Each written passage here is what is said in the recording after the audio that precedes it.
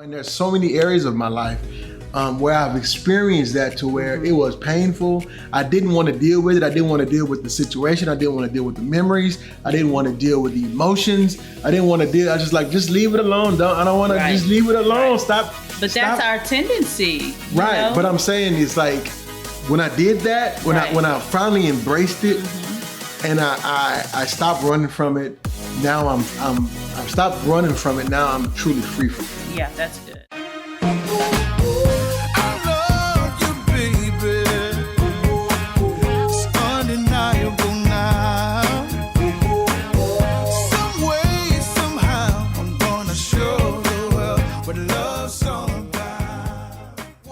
Hello, everybody, and welcome to another episode of Marriage Matters. This is a podcast where we talk about all things relationships and whatever else we want to talk about. We call it Marriage Matters because we talk about marriage matters and marriage matters. So that's why we call it Marriage Matters. If you're joining us for the very first time, my name is Glenn Coleman, and I'm joined as always by my beautiful, kind, nice, joyful, most of the time. Why? No, I'm just joking. She's joyful all the time. Wife. Tanya Coleman. Yeah. And I'm not going to let you lie. I'm not joyful all the time, but most times. 92% of the time, she's joyful. Yes. How's it going? It's good. It's good. And you know what? I want to say this about that. What? It's okay if it's not joyful all the time. Absolutely. You know, Yeah. sometimes you're gonna have a bad day every night. And I just want to keep it 100. Keep it 100. Yes. Okay. So I'm sorry. What were you saying? I was just asking, how are you? You always ask me how I'm doing when we come in. So I'm asking you today. How are you? Well, you know, man, everything is everything. That's what they say. Everything is everything. No, it's been good. Been enjoying life.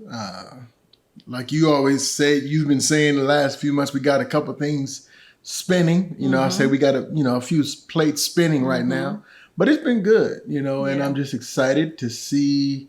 It's kind of like, I feel like we're entering kind of I don't know what chapter this is, but it's another chapter of our life. I feel like we're getting into another chapter for the next. I think that this chapter is all about, is more about us. Yeah. In every way, in just everything. It's all about us, and I'm excited about it. So that's how I'm doing. Ditto. What about you? Same. You put it into a very good perspective. I like that. I agree with that, and that's where I am too. Okay. Right with you. We are where we're supposed to be. I will believe that. Yes. I will believe that. And yeah. So anyway. Awesome. So let's go ahead. Before we get into today's topic. Yeah. It's like we do this stuff, and our whole goal in doing this podcast is, first things first, I think that it's therapy for us. Yes, absolutely work agree. through some things. Yeah. So you get to be privy to that. You get to be privy to that. The other thing is we want to just help people. We figure, actually I was listening to, this morning we were watching live stream church. Yeah. And we're listening to Freedom Church out of Ackworth, Georgia. Shout out to Freedom Church. And the pastor there, he was saying, it's like, the old adage, it's people talk about experience is the best teacher, and it is. It's nothing like going through something yourself. Sure. But I believe sometimes too, if I can learn from other people's experience and mistakes, right? Kudos to me. So that's our whole goal in this, is we figure, in our 20 years in this, if we could give a couple who's just starting out some things that, okay, hey, look, this is something that you may want to think about, consider. Not to say you have to do it like us, but it's something that you may want to talk about. Because this could bring up, some issues, the way you parent, the way you spend money. If you are more of a kind of a 9-to-5, work your way up the career ladder, corporate ladder, stay on the job, or keep a type of corporate job, or maybe you're more entrepreneurial. So all those things, talking matter. about that it all matters. And if we could save you some time, effort, heartache, heartbreak, and money, all that kind of stuff, then we're all for it. So that's what this podcast is about. But I was saying all that to say, a lot of times we forget to be socially engaging. Yeah. We do. I think we do a pretty good job on Instagram and Facebook and even YouTube, but we forget about the Apple Podcast. Yes. And there are some people who have been leaving us reviews. Yes. So thank you so much. Thank you guys if you've so been much. leaving reviews. And we want to encourage you that if you haven't left a review on Apple Podcasts or Google Play, wherever you're maybe listening to the podcast,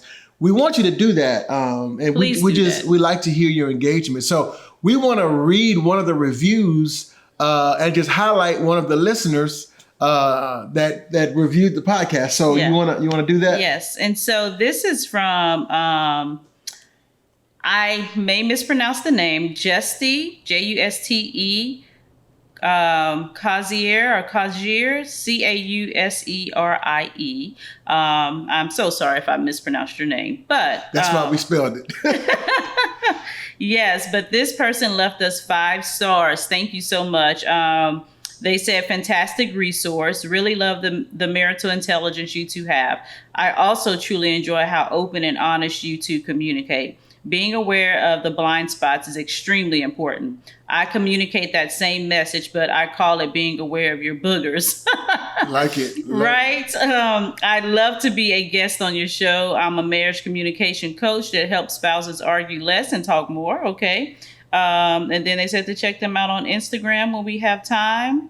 I'll be listening. God bless. Thank you so much. So thank you so much. And so by all means, leave us a review and be honest. If there's something you don't like, we like that. I'm not going to say I like it, but we're all for it too if we can improve in any way. Absolutely. So great review. Thank you so much. So leave us a review. And when you leave a review, maybe it's time for it's too hot for gumbo. Do I need to make gumbo No, it's for too you? hot for gumbo. Even when you turn the air conditioner down in the house, it's still too hot for gumbo. Not this summer. But a review, I would encourage you to leave a 5-star review. Yes, we would love it if you left a 5-star review. But thank you so much for all the reviews, and we're going to do that from time to time. Yes, just read some reviews off of the Apple Podcast, and I say Apple Podcast because that's where I listen to all my podcasts. Yeah, so do I. And so I don't do Google Play. I'm sorry. Yeah, but I love. But we can check also some of the comments on YouTube and things like that. Well, we do YouTube, but it's no. I mean, read the. Oh, I got you in the comments. The comments. Yeah, that people made. Yeah, we could do that. So that would we're gonna do better. We will do better. That's what this is all about. This podcast is all about personal growth. Growth. And so we're gonna do that. So anyway, we've been talking about for the last 2 weeks being unmasked. I always struggle with that. It's okay, you got it. And we're not talking about the N95. Right. That's not what we're talking about. But we're talking about the mask that we wear as individuals. And the first week we talked about why we mask, and one of the things I think starting out is for me, the mask helped me fit in. The mask helped me be more palatable. I don't know if that's the right word for other people. It helped me to maybe hide some of the things that I was ashamed of or I didn't like about myself. So that's why I know for me why I would wear certain masks. Yeah, same. It was to try to fit in, with whoever I was around, at the time. Just a lot of insecurity within myself and lack of confidence and things of that nature. So you want to be liked, I wanted to be liked. And I remember, and this, I think we were having a conversation probably a while ago, and it was kind of like, we had this conversation talking about be nice for what? And it's not that you want to be a mean person, but sometimes you go along with things because you're trying to be nice. And being nice is not always honest, you know? And so I think it's more beneficial and healthy to be honest. You don't have to be rude to be honest, you know, even if you disagree. But yeah, for me, it was mostly that, just really struggling with insecurities and self-esteem and things of that nature. And so I learned to wear masks, mini masks, depending on, you know, where I was at the time. Yeah, but that's so uncomfortable. And it's a lot of work. And then, like we talked about in the last show, you just lose yourself. Yeah. And so I like this space better. Yeah. And so we kind of, you know, in that episode and also in last week's episode where we talked about getting honest with yourself, we talked about how, you know, in marriage it's so important that we are open and honest with our spouse, because, you know, it's a tragedy or travesty, whichever one you want to use. I don't know which one is more correct. I like how you're playing with your words. I know. Today I'm like, I'm having all these words. That you could be married to a person for 20 years and then turn around and not know that person. Yep. You know, and I've had conversations with people, like one person in particular. I remember talking to them, and I remember talking to them, and it was like, I don't know how many years into their marriage, but I'm assuming that it was at least 20 years in, because they had kids at this point, and I think their oldest at this point probably was in college. So it probably was more than 20 years into their marriage. And he just realized that he said, I went to my closet and I got rid of all of my clothes. And I went out and bought jeans, a button-down shirt, and cowboy hats and cowboy boots.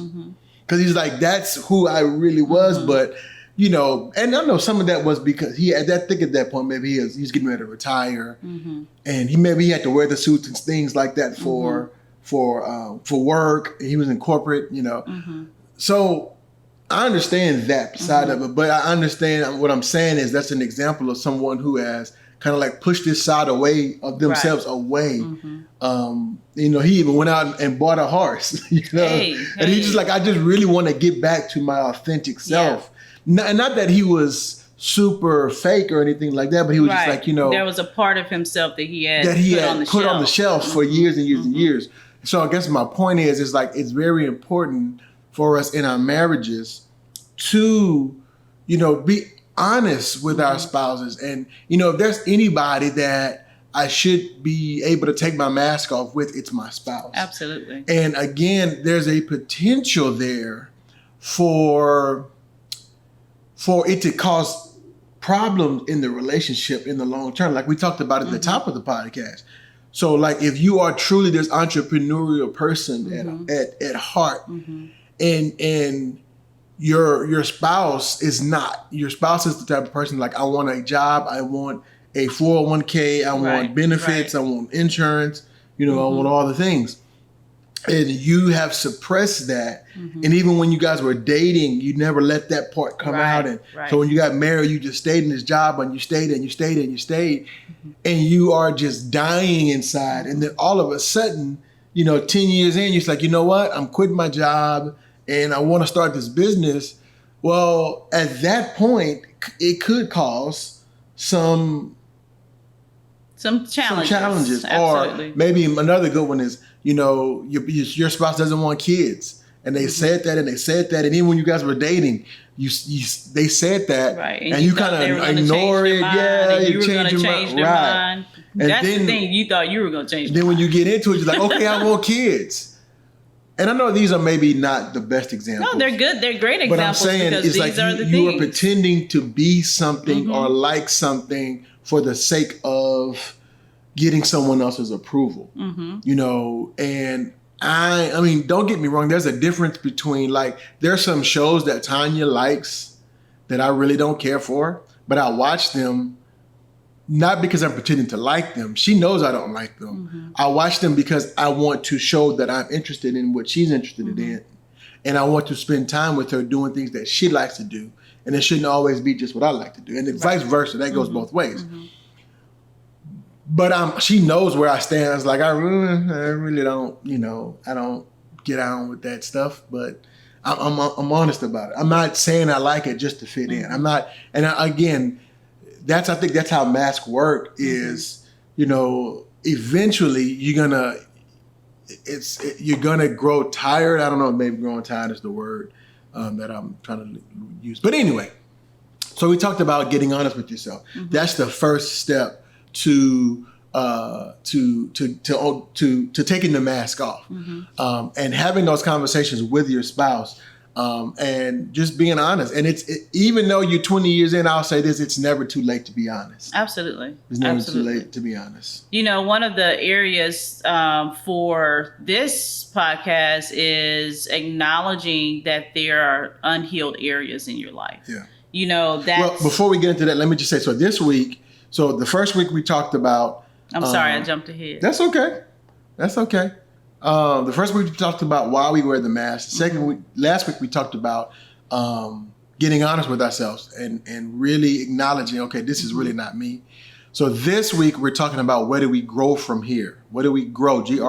G-R-O-W, grow from here. So starting that, so we said why, starting the process, and so now we're getting into how do we move forward. So go right. Go. And that first step is acknowledging that there are some unhealed areas in my life, that there is some, and so you will have to address the unhealed areas in the marriage or the wounds that may have happened in the marriage. But the first step to that is addressing the unhealed areas in you, in your life. And so this is where you have to do some self-investigating and asking yourself those questions. We talked about that a little bit last week, and acknowledging that there's getting to the root of how did I get here? How did we get here?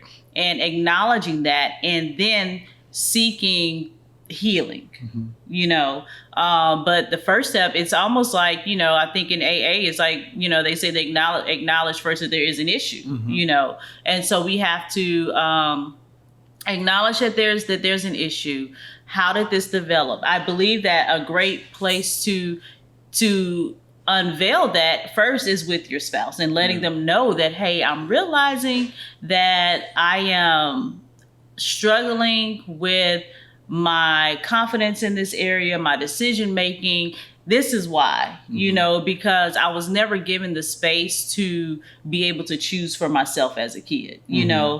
People were always telling me what to do and never allowing me the opportunity to think for myself, and just be there, to catch me if I made a mistake or to redirect me, but I was always being told, you have to do it this way. You're gonna do it this way, and not having the opportunity to think for myself and make decisions. That's just kind of a real simple, practical example of what that may look like. And for some people, it goes deeper than that. If you're having issues with connecting to your spouse, intimately or sexually, if there's been some sort of, a history of sexual trauma and things of that nature that you've never discussed, especially never discussed with your spouse, and said they don't understand why you respond to them the way that you respond to them. How you show up in public spaces, in the community that you all are in, at work, even, with your family and friends, are you the same person in all of those aspects? Are you the same person with everyone else that you are with your spouse? Where is that coming from? But acknowledging those unhealed areas, right? Yeah. And so in talking about that, acknowledging the unhealed areas, when you do that, then you can begin the process of healing. And a lot of that work, I think one of the mistakes we make is, when it comes to those areas, I'll say it this way, those areas are a lot of times cause conflict in the marriage. And what we do is we try to fix the conflict in the marriage. But you can't fix the conflict until you fix the area. Right. Because as long as that area, whatever it is, exists, then there's always going to be conflict. And so, and so that's one thing for me I'm not a very confrontational person. Mm-hmm. And so when Tanya and I would have conflict, my answer to it was just to back away from that issue. Mm-hmm. But the problem with that is when I do that, what I'm doing really is putting the mask back on and just pretending like everything's okay. Right. And then when I pretend that everything's okay, I'm not really acknowledging the true problem is that the conflict is only an indicator of something deeper. Exactly. It's something, and most of the times it has nothing to do with Tanya, but it has to do with me and, like she said, the way I perceive things, the way I perceive things growing up, the way I was treated growing up, the way other people, or maybe somebody said something to me growing up, or so, whatever that is. So go ahead. No, I was going to say, so, and I'm just like thinking of an example. So anytime your spouse doesn't agree with you, you automatically become offended, right? And you respond to them in a very aggressive way. Well, that could be because you were picked on and bullied rather than be in your family, because it does happen in families, as a kid in school. And so you already have this thing that if you say something, you know, against or that doesn't agree with what I'm saying or how I think or how I feel, then I'm not gonna allow you to bully me. Well, that's not what they're doing. They just have a difference of opinion. They have a different perspective. They have a different preference, right? But you figuring out why you respond that way to them is going to be very, very pivotal in your healing journey. For you to even begin that journey, you have to be able to recognize that. Yeah. And so I think one of the things about marriage, the beauty of marriage, and I think it was Jimmy Evans who said this. He said marriage is designed to heal people. It was him. And I don't think I fully understand what he was saying when I first heard him say that. I thought he meant that just being in a marriage will heal people. But I think what it is that conflict there, it's like if you want the marriage to work, then it forces you to deal with the issue. Or maybe you don't even know what the issue is, and then you may seek out counseling. And then if you do that, then most of the time that counselor or that therapist or that coach will help you to understand, okay, this conflict is not about the conflict, but it's tied back. But the thing about marriage is, typically in other relationships, when you run up against that, I'm like, you know what? I'm just not gonna hang out with that person. Right. I'm gonna leave that job. I'm gonna quit that job. I'm gonna leave that church, or I'm gonna whatever it is. I'm just not gonna go to the family reunion this year. But with marriage, the thing is, they're always there. Right. They're always there. Right. And you go to sleep and you roll over and it's like, there they are. Right. So it's like, if you want the marriage to work and if you value marriage, you're going to do what it takes to start that healing process. And it's like and here's the deal. I'm not, and I say this all the time, but I'm not saying that healing process is going to be a walk in the park. Oh, no, that's not what I'm saying. But I guarantee you, on the other side of that process, there's so much peace, there's so much joy, and there's so many areas of my life where I've experienced that to where it was painful. I didn't want to deal with it. I didn't want to deal with the situation. I didn't want to deal with the memories. I didn't want to deal with the emotions. I didn't want to deal. I was just like, just leave it alone. I don't want to just leave it alone. Stop. But that's our tendency. You know? But I'm saying it's like when I did that, when I finally embraced it. And I stopped running from it. Now I'm stopped running from it. Now I'm truly free from it. Yeah, that's good. That's so good. Yeah, so good. And so Glenn, what does that process of healing look like? Like, what does it look like? Like you said, it's not going to be easy. Don't expect it to be easy, guys. I mean, it's just like if you have a deep wound, right? Or a burn or some kind of deep cut, when it's healing, you feel it. You feel the nerves and things like that begin to pulse, and sometimes they itch, and because they're healing, there's movement happening, and sometimes that process is uncomfortable, right? Sometimes that process for some people, when it is something really serious, if you were to go to maybe a VA hospital ward where soldiers have come in from war, they are in pain going through their healing process, right? Sometimes this healing journey can be painful because of that process, but what does it look like? I would say it would be different for different people, you know, and I'm not going to sit here and say this is what it's going to look like, you know. So it would be different, but I will say this, that, you know, and that's the other thing. Sometimes we can wear the mask and put the mask on for ourselves, you know, but you know when you enter into that healing process, and I think really it's all about there's a scripture that, you know, I want to say it's in Galatians. I guess I got to do better with my scriptural references, but it talks about being crucified with Christ. Yeah.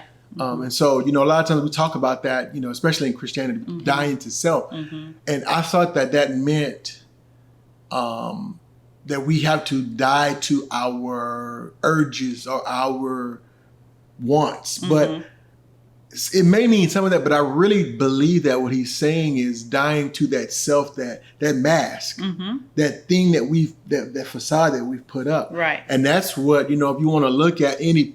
That's Galatians 20, babe. Also, I thought it was Galatians, Galatians 2:20. Yeah.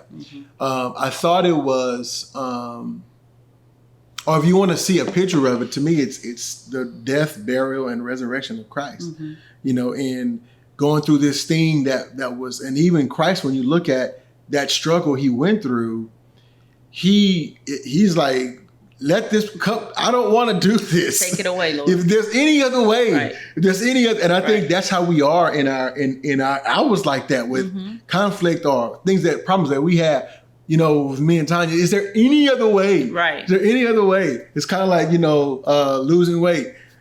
Eat healthy and exercise. Is there any other way? And that's why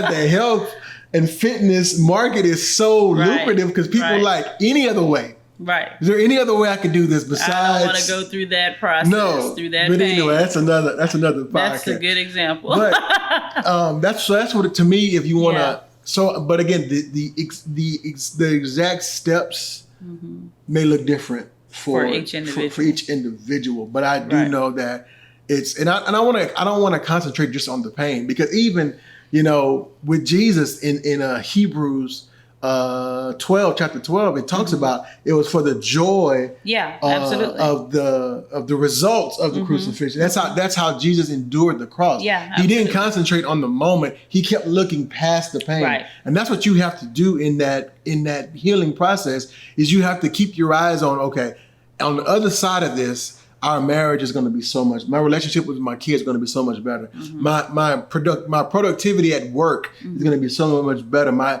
relationship with my mother, my father, my extended family is going to be so much better. My stress level is going to go down. You know, my relationship with me is going to be better. I'm gonna like myself, and I'm gonna take better care of myself mentally, emotionally, spiritually. You know, I'm going to take care of me, because that's the crucial piece to all of the other relationships and all of the other aspects of my life being well, is that I am well, and that I am okay with me. Yeah. You know, that Tanya, we good. Yeah. Yeah. And there's nothing more healthy in a marriage than two individuals who are secure and like or love themselves. Yeah. You know, and Jesus said it. He's like, you know, the first commandment is to love your Lord your God with all your heart, mind, soul. Second is like unto it, is that you would love your neighbor as you love yourself. Yeah. So it's like, if you don't love yourself, then it's hard to love others. Yeah, right? It's the 1 × 1 = 1, right? Yep, It's exactly. the whole person times the whole person is going to create a whole, WHOLE, beautiful marriage. Yeah. Yep. Yeah. Okay. So, one of the things that Tanya and I, as we kind of wrap this up, we want to share with you is one of the things that really helped us 20 years in, well, actually around 19 years in, we both went through this program called Growth Challenge through the kitchen table life coaching and counseling and life coaching. And you hear us talk about them a lot, but it's kind of how we got, well, I guess it was the coaching school. But anyway, Growth Challenge really helped us. And Growth Challenge, what it is, it's 3 parts. There's Growth Challenge 1, 2, and 3. And we did all 3 just because that's what we wanted to. You don't have to do all 3. But the program really helped us identify those areas that it's like we knew something was off, but it really helped us to say, okay, that's what it is. Right. And it helped us to walk through that process. It was like, when you said that, it just brought to mind, it was like a weekend of sifting, sifting through some of the feelings of something, like you said, something is off. There has to be more to my life or to this life that God has for me than just this. Like I've been doing this for 20 years or however long. And it was like a sifting through some of the things that were challenging to acknowledge and to admit, to face. And some areas that it's like, okay, I went through this, like I prayed about it, I meditated the word on it, I felt like things got better, but then in these cycles, these emotions, these feelings, these habits come back. And Growth Challenge was like that sifter to kind of get to, the realness of it all, So I'll just read this one statement, and we'll put the link for Growth Challenge in the show notes or in the description of this podcast. But this one statement, I think, really kind of sums up just the heart of Growth Challenge. It says, Growth Challenge is not about changing who we are, but rather remembering who we were created to be. It is not lost. It is not lost to you. It is just buried, hidden, protected. And I like that word protected because I think a lot of times the mask is a protective mechanism, right? But it's protected deep in our heart because it has not been safe to show the real you, or because you have been wearing a mask. Hello. I forgot that was in there. The one you are hiding behind and have been wearing for so long. Have come to believe that's who you are.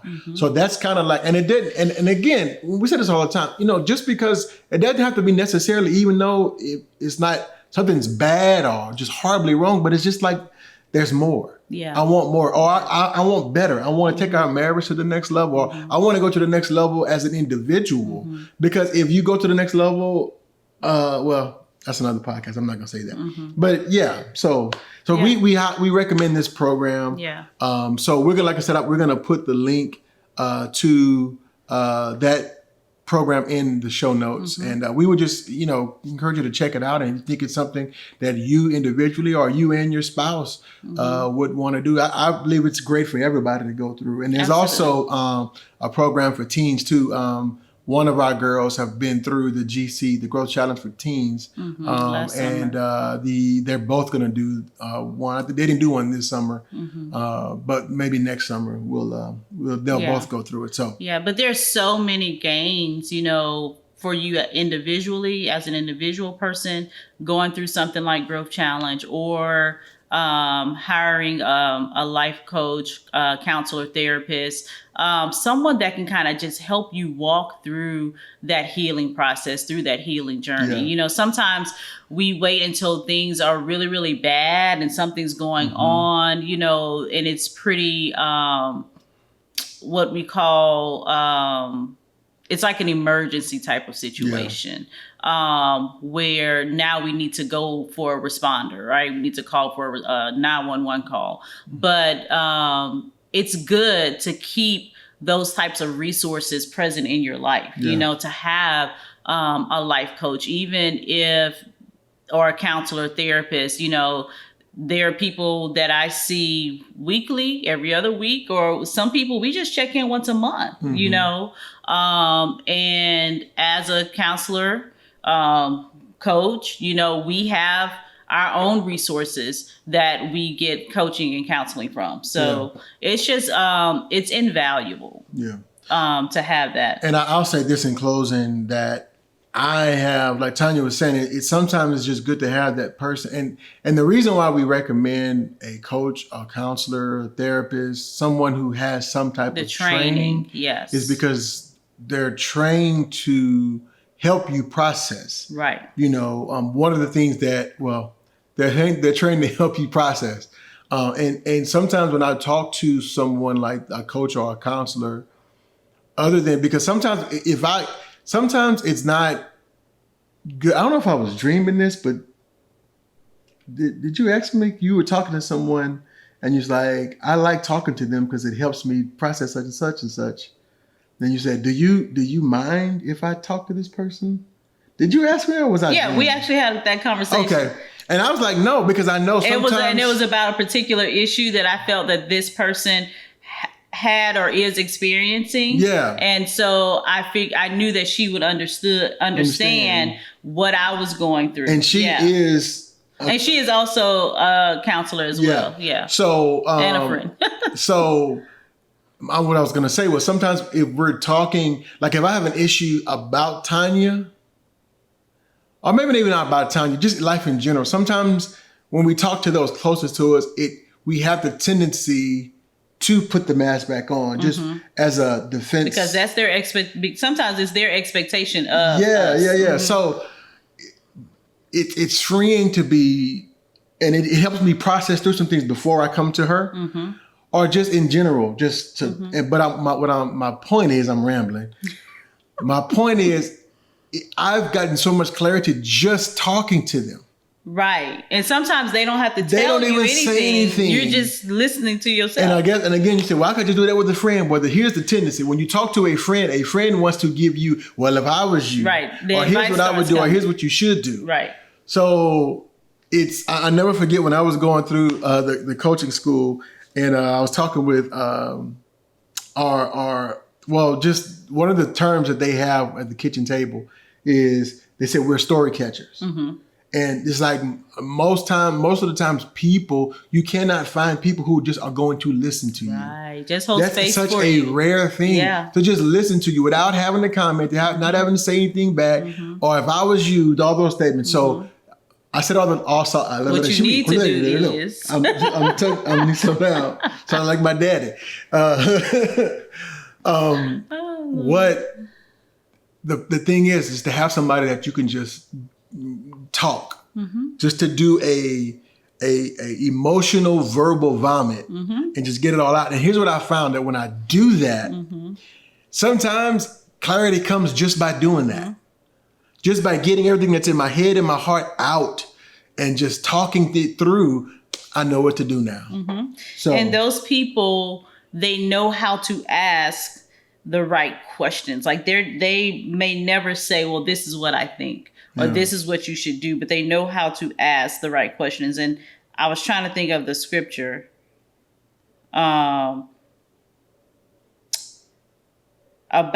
There's a scripture in the Bible, and I just used this a couple of times recently, but I think it's in Proverbs, and it talks about a wise man draws out what is happening within another person. And so they're able to pull out of you some things that you may not be aware of. I wish I could find the scripture, but that's okay. So and like she said, knowing to ask the right question. So anyway, so that's what all we got. So where do we grow from here? What is your growth process going to look like? Like I said, you don't have to do growth challenge. Do something. Yes. Call somebody. Counselor. There's coach. So nowadays there's there's BetterHelp. There's and that's an online. It's an online counseling. It's just online it's like counseling, an app. And it's all over virtual. Virtual counseling all over the world. They also have something faith that is connected to BetterHelp. So there's BetterHelp. Then there's, what's the other one? Talkspace. Talkspace. There is Cerebral, which is there's so many online. So our point is, you have no excuse. Right. You right. know, you can do it from your own the comfort of your home, go out in the car, go to the park the car and talk to them, or through an app, or just through texting, whatever. So there's a lot of different options for you now. And I'll just encourage you to grow. Where do we grow from here? Because growth is always a good thing. There's no way you could grow and get better and that hurt your marriage or hurt your relationship. So that's all we got for you today. Remember, like, share, follow us on Facebook, Instagram, YouTube. Remember, leave us a review on Apple Podcast. If you're listening on Apple Podcasts, on Google Podcasts, Google Play, Spotify, on Anchor, wherever podcasts can be found, you probably can find our podcast on that. So you do a great job with that. You do a really good job of what? Producing the show and getting it on all the platforms. Thank you. Yeah. All right, so that's all we have for you today. Hopefully you get something out of this. Let us know in the comments. So one more time, leave us a review and we'll share it with the audience here. So that's all we have for you today. So this is Glenn and Tanya Coleman reminding you that your marriage matters. We'll see you next week. Bye, guys.